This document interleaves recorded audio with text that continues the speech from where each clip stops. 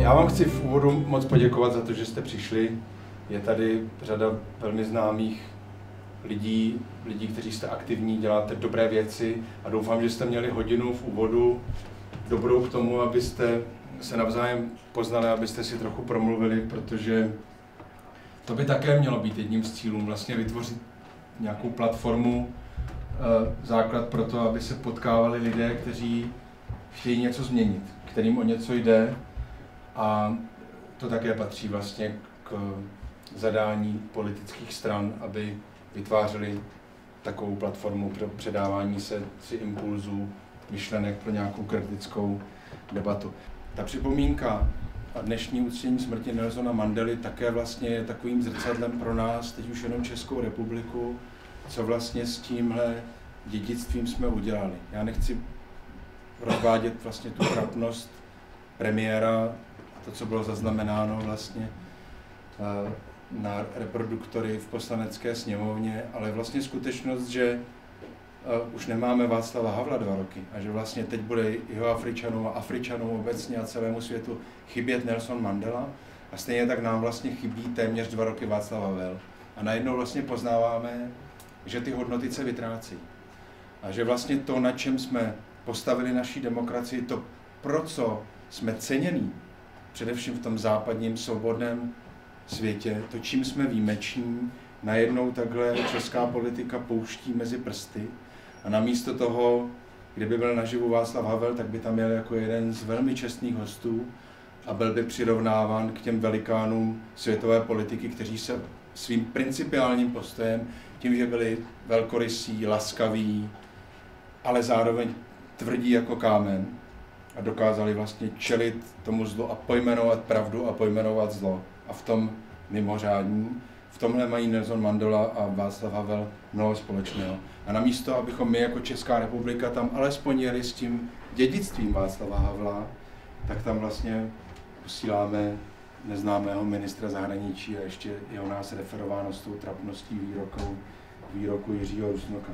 Mám takový pocit, že tohle je také určitý vzkaz, abychom ten dnešní den, abychom si nenechali vlastně tu hodnotu, na které jsme postavili listopadovou revoluci, pravda a láska zvítězí nad lží a nenávistí, nebo heslo nejsme jako oni, které je velmi podobné tomu mandelovskému v Jižní Africe v boji proti apartheidu, abychom si prostě tohle nenechali uniknout. Měli bychom podle mého názoru to dál držet a založit na tom i naši budoucnost, protože řekněte mi, čím jiným jsme vlastně zajímaví pro Evropu a pro svět. Jakou hodnotu další neseme? To, že vyrábíme Škodovky, to umí celá řada zemí vyrábět automobily. Co je na tom vlastně jako zvláštního? A nevím vlastně, co dalšího. A jsou tady vlastně jako další témata, v kterých se mně zdá, že opouštíme tenhle základní pilíř, na kterém jsme postavili sametovou revoluci. Takzvaná ekonomická diplomacie. To, že vlastně upřednostňujeme ekonomické zájmy státu před principiálními postoji. Jak je možné, že v Tibetu před 5 dny, ono to bylo v provincii Sichuan, už vlastně vzplanul 124. Tibeťan. A vítám Tashiho, ke mně přišel tady před chvílí jeden Tibeťan, který přes Facebook se dozvěděl téhle akci, představil se jako Tashi a říkal, přišel jsem na naši akci, zajímá mě to. Takže Tashi Delek, vítej. Jak je možné, že vlastně už 124 lidí vzplálo za svobodu v Tibetu a česká politika k tomu mlčí? Vůbec nikdo se k tomu nevyjádřil. A komu vlastně, kdo by měl to poselství lidí, kteří vlastně udělají ten zoufalý čin a rozhodnou se obětovat vlastní život pro svobodu a proto, aby upozornili na to, že už to je nelidské, že vlastně touží zoufale po svobodě. Kdo jiný by měl vlastně porozumět tomu vzkazu těchto lidí, nežli Čechoslováci. Lidé, kteří si zažili Jana Palacha, Zajíce a další. Těch pokusů bylo asi, myslím, 23, jestli se nemýlím, lidí, kteří se vlastně během 1 roku po srpnu 68 upálili nebo pokusili se upálit a mlčíme. No a Putinova olympiáda. Já když jsem viděl, že čeští olympionici budou mít na hlavách ruské papachy, tak jsem tomu vůbec nemohl uvěřit, jako co to je za bizarnost. Že vlastně po zkušenosti s 68. rokem my si navlíkneme tyhle čepice na hlavě a tam nějak servilně vlastně jako budeme tomu putinovskému režimu se klanět a dělat si jako legraci z čeho? Z toho, že jsme byli od roku 1968 do roku 1989 okupováni, že jsme neměli svobodu, že odsud elita odešla, že se rozdělily rodiny, že tady prostě vznikly tragédie v rodinách a z toho si budeme dělat legraci tím, že si tohle navlíkneme na hlavu. Už dost toho, že vlastně na Královské cestě to prodáváme na v každém druhém obchodě a já tohle to nedokážu prostě pochopit. Samozřejmě si vůbec, asi většina z vás si klade otázku, co to vlastně je 24 let po revoluci. Tady Bursík, který byl 8 let spojen se stranou zelených, najednou stojí a vykládá o nějaké další politické straně. Dává to smysl? A já jsem si tuhle otázku samozřejmě kladl také. A kladl jsem si ji dokonce i po těchto volbách. Víte, že my jsme založili liberálně ekologickou stranu bezprostředně poté, kdy byly vyhlášeny předčasné volby. Všem bych chtěl hrozně moc poděkovat ze srdce za úžasnou aktivitu a energii, kterou jste dali a pomohli jste vlastně při sběru podpisů. Když jsme přinesli na ministerstvo vnitra přes 1700 podpisů, které jsme nazbírali za 3 dny, tak ta úřednice říkala, to se tady ještě nestalo. Aby někdo měl tolik podpisů v takhle krátké době, to tady ještě nebylo. A byla vidět, že tehdy vlastně ta energie byla ohromná. Ale teď už je po volbách, měli jsme měsíc a půl, téměř 2 měsíce na to analyzovat tu situaci, jak vypadá. A samozřejmě jsem si já i ostatní kladli otázku, tak jak teď po volbách? Máme v tom pokračovat, máme do toho vložit energii a vše to, co souvisí s tím, že se politicky angažujete, anebo ne? A vyhodnotili jsme tu situaci tak, že jednoznačně ano. Proč 24 let po v roku 89 vzniká nová politická strana? Protože světe div se, nebo český občané div se, nemáme stabilizovanou politickou scénu. Já bych vlastně,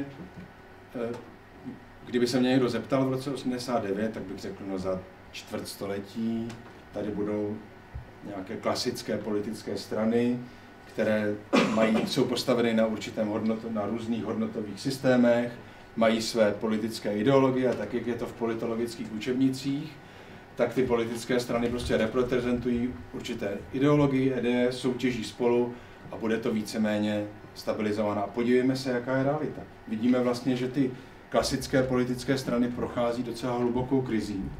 Takže když se na to podíváme, tak tady máme komunisty, do toho já říkám v závorce SIC, protože tohle je věc, s kterou já se nedokážu prostě nikdy smířit a mám-li udělat určitou odbočku, tak tohle byl primární důvod, proč já jsem odešel od zelených a proč teď tady stojím na tomhle pódiu, protože, jak mě naučil Václav Havel, v otázkách etických a mravních nelze dělat kompromis.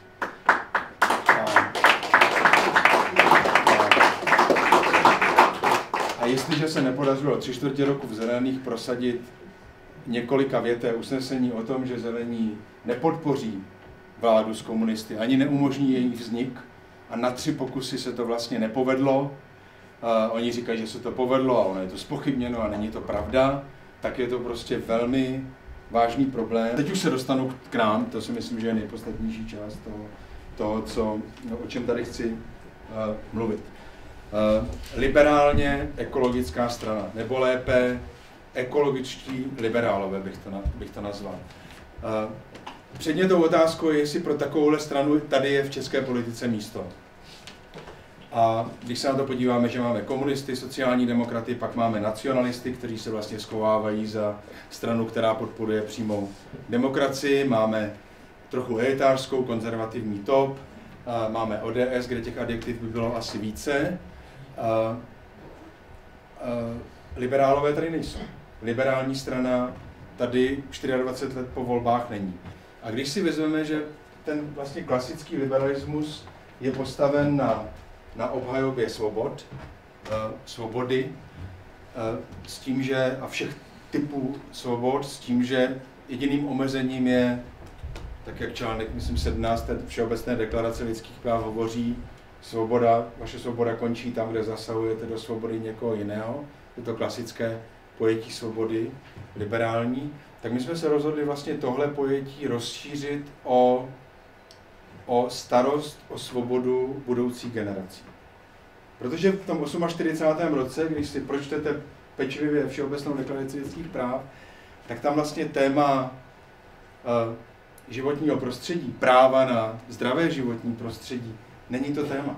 Prostě 48. rok byl někde úplně jinde. Ta společnost byla ještě v nějakém prostě rozjezdu z druhé průmyslové revoluce. A vůbec tohle nebylo tématem, ale my jsme v roce 2013 a máme tady velmi silná globální témata, jako je změna klimatu, jako je globální problém chudoby, 1 miliarda lidí, kteří mají na světě hlad.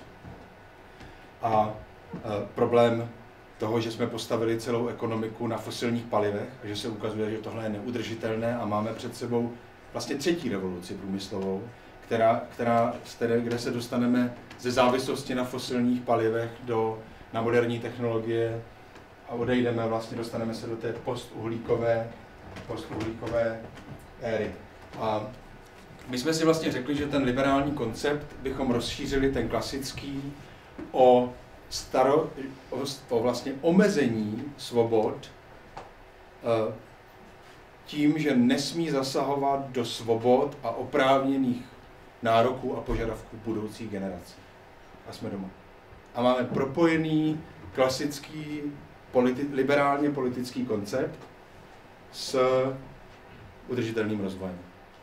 S tím, co mě je celoživotně vlastní, s tím, o co politické strany v České republice s čím nepracují, o co nepečují, mohu to dokázat na celé řadě případů. A tohle je nějaký hodnotový základ toho, na čem chceme les postavit. Otevřeně říkáme, že chceme oslovit voliče politického středu, širokého politického středu a od středu napravo. Komunismus je pro nás neslučitelný s demokracií. Neexistuje v tomhle nějaká forma kompromisu.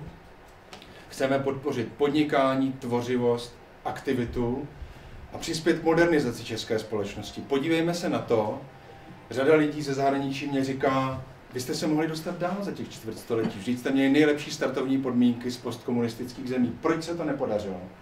A když se nad tím zamyslíme a budeme proto mít více příležitostí, věřím, tak vlastně pochopíme, že tady je příliš mnoho aktérů, hráčů v Česku, kteří si žádnou modernizaci nepřejí, protože jim stávající stav, to status quo vyhovuje.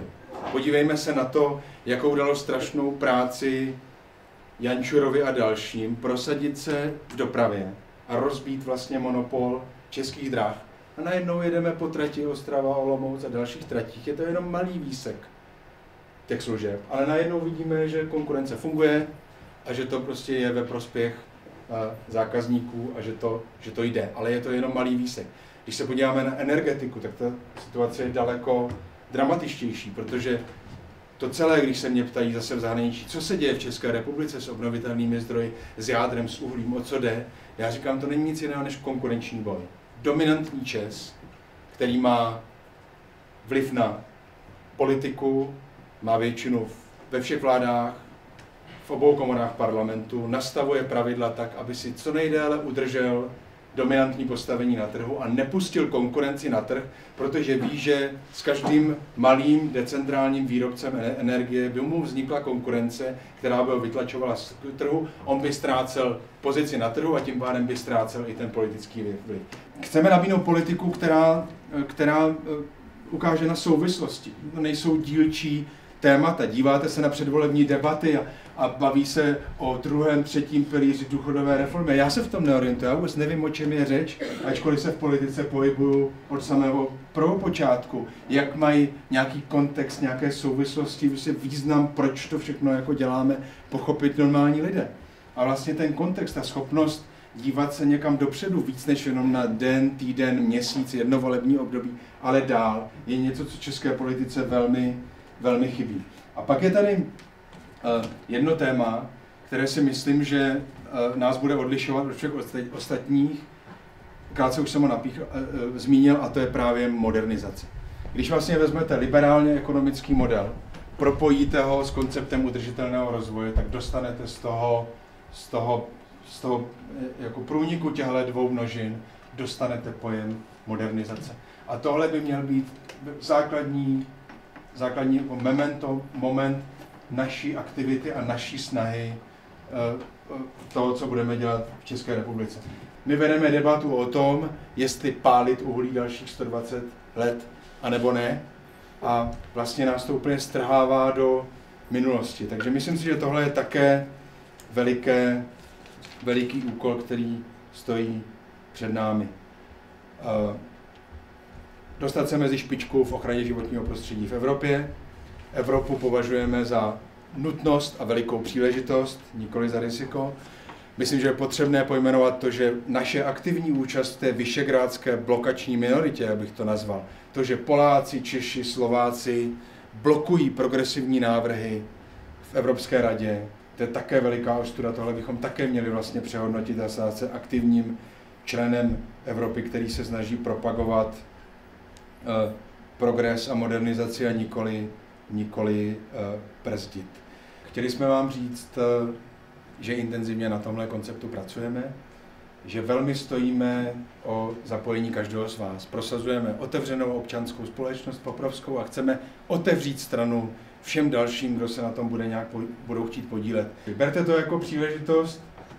Politické strany se zakládají a zase končí, ale my to chceme skutečně založit na pevném ideovém základě, tu stranu vydefinovat naprosto poctivě a jít si pro voliče, které tímhle oslovíme, a nedělat na lidi žádný marketingový podfuk.